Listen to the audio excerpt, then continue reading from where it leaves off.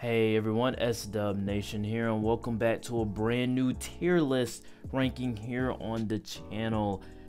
Transformers 1 has released in theaters, so we have a new Transformers film. So with that being said, I wanted to rank all of the Transformers films theatrically released, but in a tier list, because last year I did a whole ranking, so might as well do a tier list, let a little bit more of my personality flow, have something a little bit less scripted in the mix. So with all that being said, like, comment, and subscribe. Please don't forget to check out that Transformers 1 review down in the description. That link is in the description. Please don't forget to check out the Twitter and the TikTok links. Those links are in the description as well. No cookie cutter, because I mean, look, you know what it is. It's a tier list. I'm gonna have the link to it down in the description as well. Let's get right into it. Starting off with Transformers the movie. This is the 1986 cartoon version of it, and this is like following the series. And I'm gonna just say right out of the gate, I didn't like this movie. Unfortunately, I didn't like it. I was very excited to watch it because last year I tried watching it, but like I was so, caught up in getting ready to go to college at the time that Rise of the Beast came out. So I was like, I don't want to watch it. I'll just focus on the live action ones that I've already seen. This one came as an afterthought. So I watched this one finally, and yeah, if you aren't a fan of Transformers, this movie's not going to work for you. If you have no prior knowledge of other Transformers other than Optimus Prime and Bumblebee, this movie's not going to work for you. If you have never seen the cartoon, this movie's not going to work for you. And the reason why is because it is so doused in the animated series lore. It is so much following that continuity, and you jump right into the war on Cybertron. And in some cases, that's a great thing. That's something that we want from the Transformers film. But in other cases, it's kind of confusing because I'm just dropped into this world without any prior knowledge. And in fact, they kill off Optimus Prime in the first 15 minutes. So we're not even following, the leader of the Autobots that we come to know and love. We're following someone else. And it's just odd.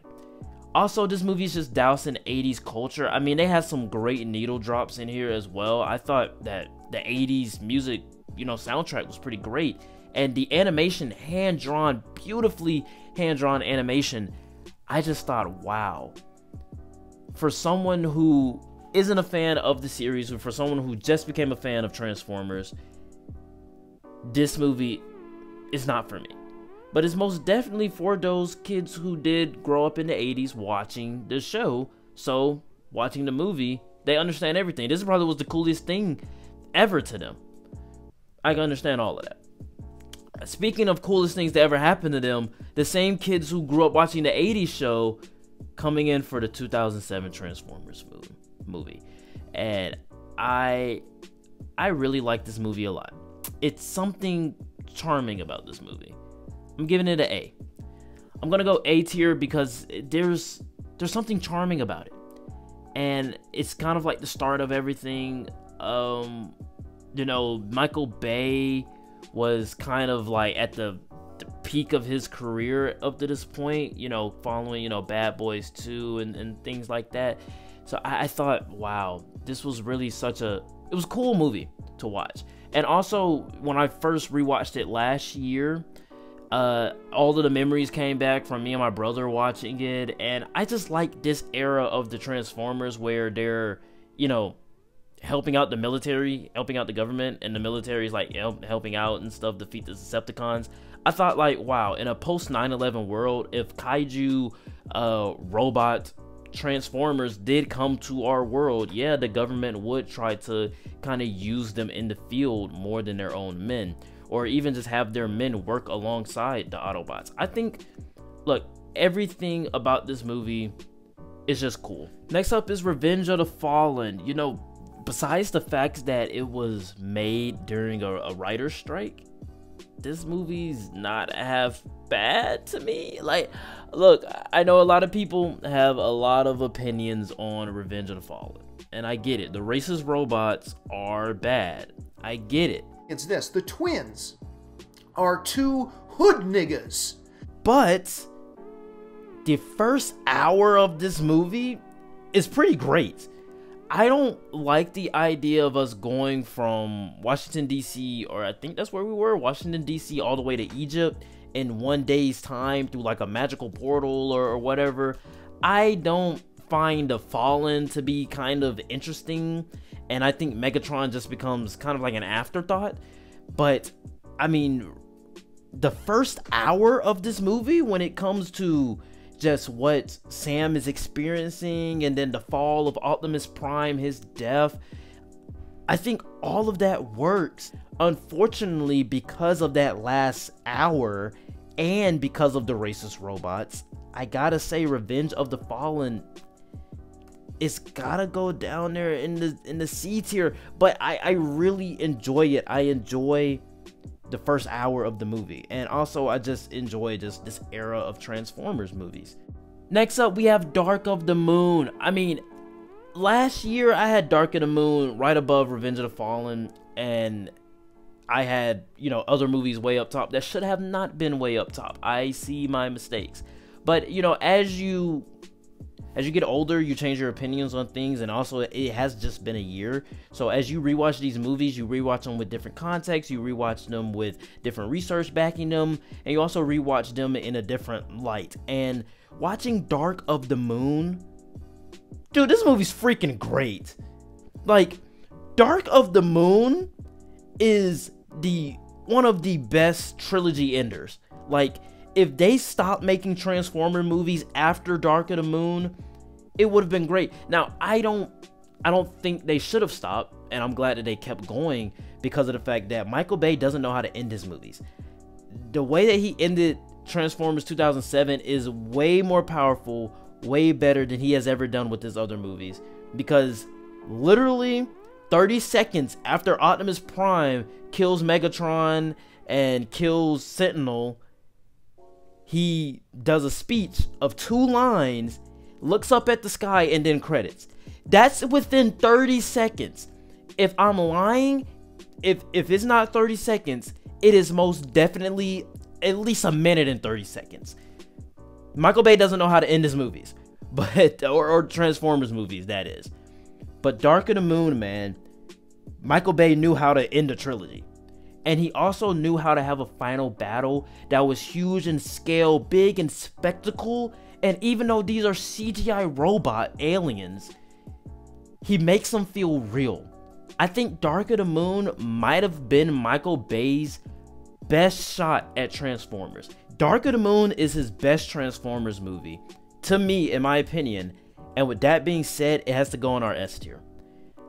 I love Dark of the Moon so much. It's just a really great movie, man.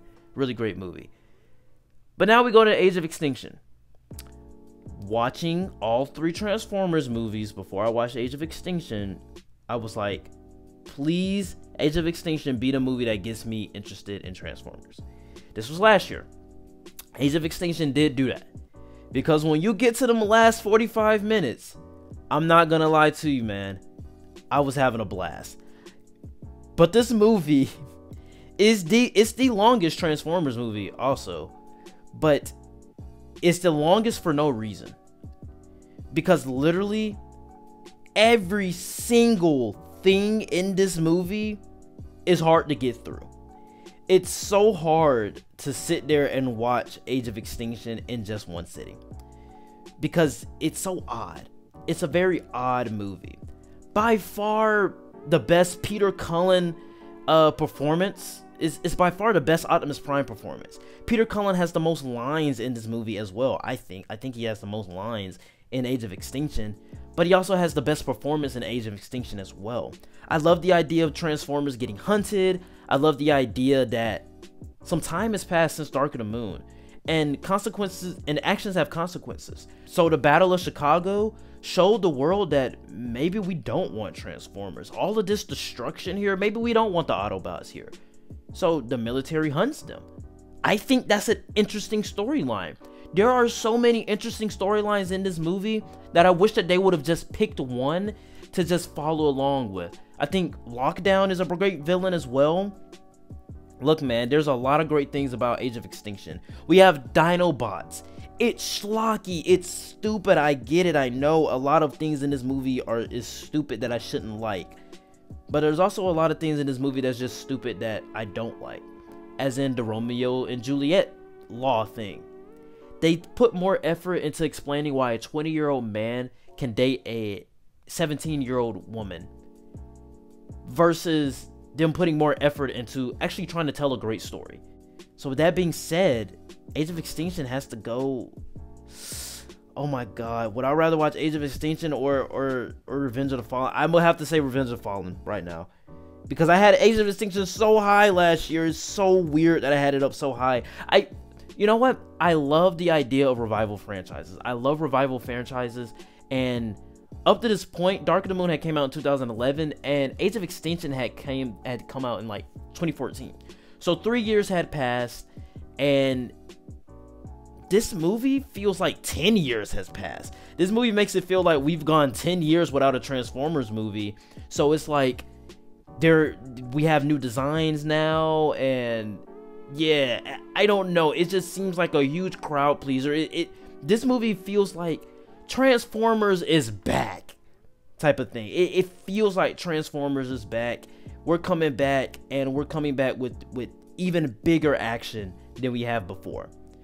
But bigger doesn't mean better. Last night, I'm not even gonna lie to you guys, this movie's so frustrating to watch, bro. It's going in D.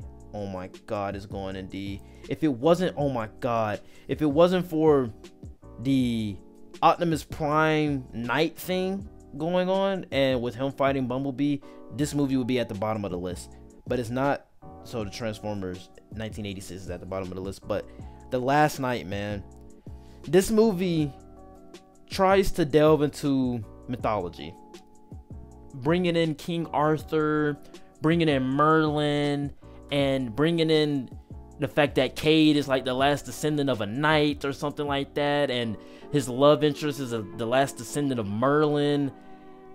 This movie's so odd. It's so weird. I don't get it. I don't get it at all. And I'm pretty sure it was hard to even make this movie. This movie is way more frustrating to watch than Age of Extinction. I definitely think that this movie is just a bunch of ideas just jumbled together, and it comes out to be a schlocky movie. This is what you come to expect from Michael Bay when it came to Transformers at the time. So nobody was really surprised that this movie sucked. And also, not one plot line is given enough time to shine, because we meet up with Optimus Prime again in like the first 15 minutes of the movie, and then we don't see him for an entire hour and 40 minutes until we get to the last 50 minutes of the movie. It is odd because they promoted this movie as Optimus Prime, he goes evil, he's fighting Bumblebee. That's only like 3 minutes of the movie. I'm watching this movie, and this is the same way that I felt with Transformers the movie. I'm watching this movie and I'm like, what the hell is happening? Because for the first 15 minutes of the movie, or for the first 10 minutes of the movie, we're back in war times. We're not following Cade. We're not following the Autobots. We're following back when Merlin was alive. Back when King Arthur was alive. Like, huh? I don't want to follow that. I came to watch Transformers. It's called Transformers The Last Night for a reason. Why am I watching two humans in a submarine? Next up, we have Bumblebee, and I'm just going to cut right to the chase here. It's an A. I'm not going to put it in S tier because it's hard for me to sit down and watch this movie. Only because of the fact that it's so different. And it's really great. I love the fact that it has sincerity. The greatest thing about it is that it has sincerity, is that it has heart, it has an actual story. And more than the 2007 Transformers, it's about a girl in her car. And the odd thing here, and I would say it, this is my one negative. Bumblebee is how many years old? Like, I get it. And Bumblebee is a soldier. Like, Bumblebee been in a war. He was a soldier. Why do they treat him like a dog in this movie? Why do they treat him like a baby child in this movie? I get it, he's young, but he's not naive. Like, Bumblebee isn't naive. Like, Bumblebee is a full, like, if he was a human, Bumblebee is a full-grown man. He is in a war. He's a scout. And he's probably one of the best soldiers the Autobots have. Why do they treat him so much like a child in Bumblebee? I have no idea. But I just think Bumblebee is just the right mix of story and heart and emotion. And I think everything has a meaning in this movie. It's so cool seeing just smaller scale Decepticons. It's so cool seeing a smaller scale story. I think the effects look great as well. Overall, man, you know, Bumblebee is just a really great movie. It's just because it's not high octane action, because it's not flashy at you, and that's what we come to know from the Transformers movie. I mean, if you watch all of these movies back to back to back in chronological order, like release order, you know, Bumblebee is the one that has the least sauce. It's the one that has the least sauce because it doesn't have that high octane Michael Bay action. It's trying to tell a great story, and I can appreciate it for that. Rise of the Beast is up next, and you know, I gotta say, man, it looks very gray. Rise of the Beast is just so gray, bro, but it's trying to be a mix of Bumblebee and Michael Bay. So it's trying to go for, you know what I'm saying, the big spectacle action that Michael Bay come to know, that we've come to know and love from Michael Bay. But it's also trying to tell a great story with that, you know, like a Bumblebee did. It's trying to have some heart, trying to have some sincerity in there. And in doing so, it doesn't do a great job at just doing one of those things. So it's trying to be a mix of both, but never actually kind of succeeds at being both. I'm going to have to go with B. It's a fine enough movie. I enjoy it. I can sit down and watch Rise of the Beast. I think Pete Davidson is pretty cool as Mirage. You know, Peter Cullen is getting older, but he still tries as Optimus. Optimus does have some great scenes inside of this film. But whereas with the Michael Bay films, they treat Optimus Prime as like he's the father of the Autobots. In this one, Prime is seen as a big brother. Oh, okay. Fine. You know, if you want to make him, you want to turn him into a big brother for this movie to kind of relate to Anthony Ramos's character, that's fine. I have no issues with that. Overall, man, I think Rise of the Beast is a fine enough movie. Really, like, truly, it's a fine enough movie. If they want to go off and do G.I. Joe Transformers, a sequel to Rise of the Beast, G.I. Joe Transformers, that's fine by me. You guys can have the schlocky stuff in live action. Because, hot damn, we come to our last film on the list, Transformers 1. Forget everything. Transformers 1 is the best Transformers movie. As I was getting to, like I said, if you want to do a sequel to Rise of the Beast and have it be G.I. Joe and Transformers, that's fine by me. Have all of that schlocky stuff in the live action. Transformers 1, dude, is freaking incredible, man. It is the perfect Transformers movie. It's exactly what people in the 80s thought that movie was. It's what people thought the 1986 version of was. This is what Transformers 1 is. It is the perfect Transformers movie. It's set on Cybertron. It tells an incredible origin story, and I love origin stories. I love stories of becoming, but also you get an emotional story between Megatron and Optimus Prime. At this time, they were named D15 or D25, no, D17 and Orion Pax. They were named that before they were named Optimus Prime and Megatron. And you can kind of see their relationship torn, split down the middle in the middle of the film. And it breaks your heart when they become the characters that we've come to know and love. And wow, was that incredible. Peter Cullen is his own voice actor. He's in his own league. He does something different with Optimus Prime that no one else can do. Chris Hemsworth does something different with Optimus Prime that I really love. Overall, man, Transformers 1 has the best story. I think the voice acting is great. It's beautifully animated. If this is the trajectory, and I've said this in my review, if this is the trajectory that Transformers is going towards in animation, this franchise could be as huge as the Spider-Verse. I don't think this movie is going to do great at the box office, but I hope that we get a sequel because I do think that it has a chance of being best animated feature. Everything about this movie just works for me, and it's everything that people have been wanting from Transformers since 2009, since Revenge of the Fallen had came out. Transformers 1 is the perfect Transformers movie, and I can't believe that it has taken over 40, almost 40 years for us to get an actual great Transformers movie set on Cybertron. Here we have it. We have Transformers 1 and Dark of the Moon in S tier. We have Bumblebee and the original 2007 Transformers in A tier. We have Rise of the Beasts in B tier. We have Revenge of the Fallen in C tier. And in D tier, we have Age of Extinction, The Last Night, and 1986. So with that being said, guys, I am going to now rank them and give my final thoughts. Alright, so here we have it. We have our ranking. In 9th place, we have Transformers the movie, 1986. Just completely not my thing.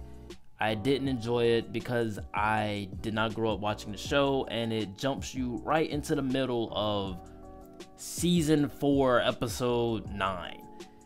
It is, and also it doesn't focus on any characters that I care about. So yeah, most of the time I was like, what the hell is going on?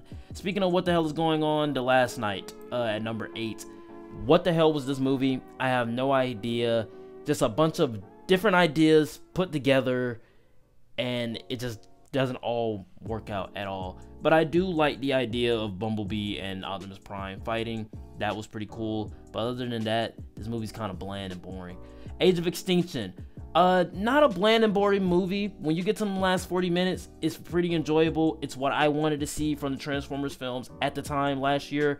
I love seeing Optimus Prime ride on a Dinobot. And in fact, I think this is probably Peter Cullen's best performance as Optimus Prime. You can fight me on that. This is his best performance as Optimus Prime, and it's Optimus Prime's best appearance in all of the Transformers films. Dark of the Moon is great. He does some great things in Dark of the Moon. He is badass in Age of Extinction. I don't care. Fight me on that. But Age of Extinction is such a frustrating movie to freaking watch. This and The Last Night. Because it makes me so angry that there are so many great ideas in both of these movies combined, and not one of them is given the time needed. Next up at I think we're at number 6 now. Number 6, where we have Revenge of the Fallen. The first hour of this movie is freaking great. I love the first hour of this movie. The beginning of it all the way until the death of Optimus Prime works for me on so many levels. I think it's all great. It set up a nice adventure for the next hour. And then we get to that next adventure, and it's filled with plot holes, illogic things, juvenile humor, and also a tiny bit of racism. There's a tiny bit of racism, a tiny bit of offensiveness in there with the racist twin robots. Two hood niggas. But other than that, I mean, look, I really enjoy that first hour. This movie was made during a writer's strike. Give it a little bit of grace. Okay, I can give you guys a little bit of grace. Number 5, we have Rise of the Beasts. I enjoyed this movie when it first came out. I still do. It's trying to be a mix between Bumblebee's soul and, heartwarming story and Michael Bay's action. It's trying to be in the middle of it, but doesn't do a great job at doing either. Next up, we have Transformers. We're in our, top 5, so we're at number 4.